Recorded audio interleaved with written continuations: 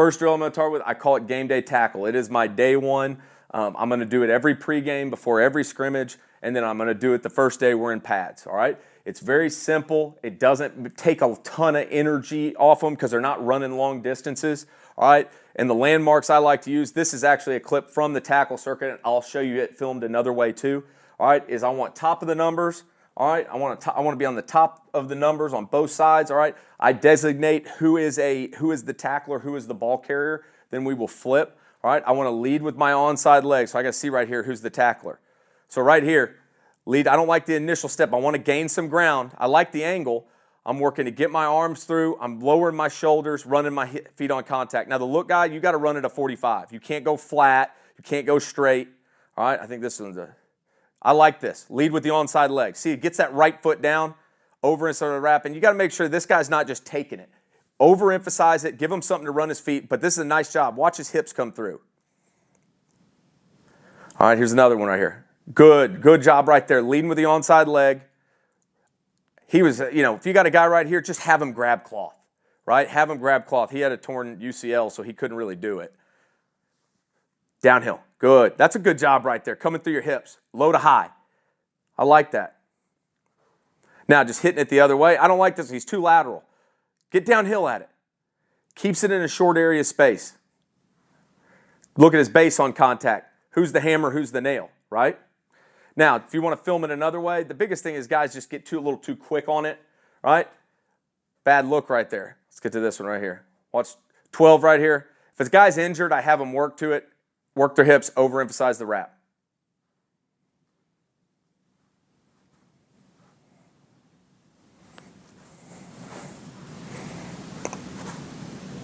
Get that foot down a little quicker.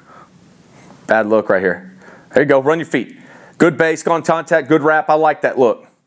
Now, I'd like my hat to be a little tighter to the middle on this, slightly working to get it across the bow, but I also want these guys to understand their help is the sideline.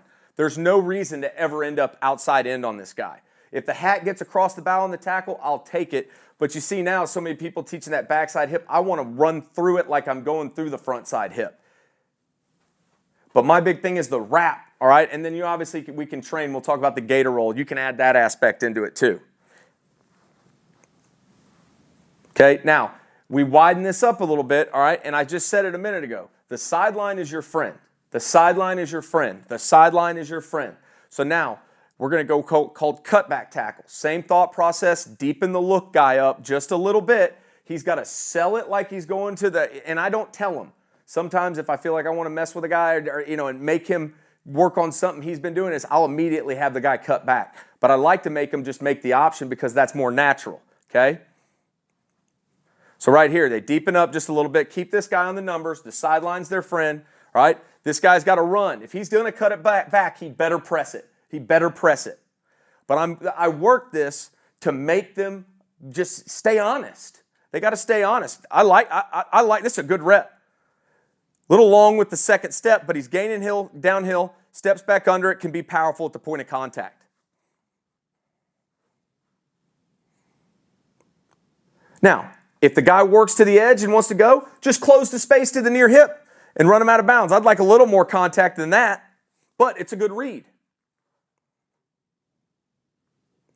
But like right here, it's defined. You've taken the inside away, go get it. Go get to the hip and tackle him.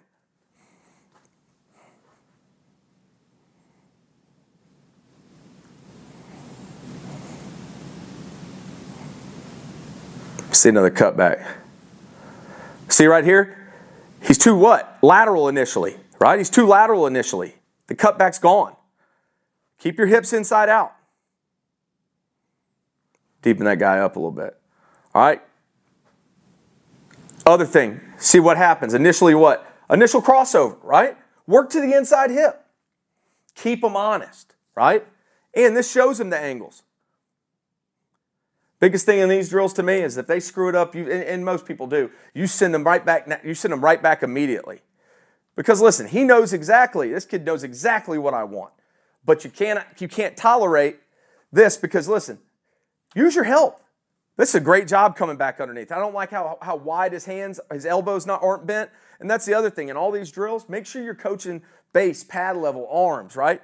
My big thing is, if you're a boxer and I'm boxing somebody and I put my elbows straight like this and the boxer has it like this, who's gonna throw the first punch? The guy with his elbows bent, right? So make sure you're harping on that, in each and every rep. It may be good footwork, it may be a good wrap, but if they drop their arms, you let them know. Make sure you've got your fundamentals in line in your tackling drills. I like this footwork right here. Close the space to it, right? Working to the inside hip. Nice job right here. Left foot lead, downhill, settles his feet. Good base and pad level on contact. Downhill. There you go. Good. Just right here, keep running their feet to him. Don't let your feet die. Don't ever let your feet die. All right, now, shock shed tackle.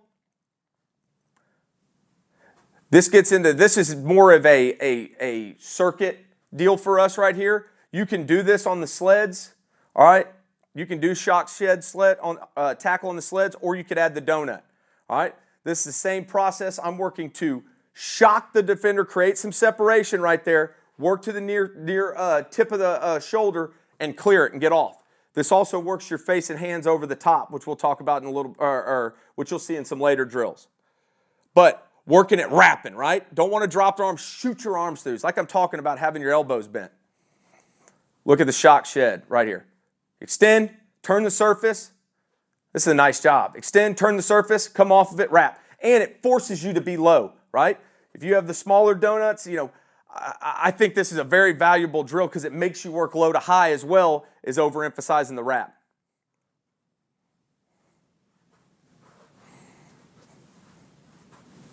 But really nice job with the extension right here.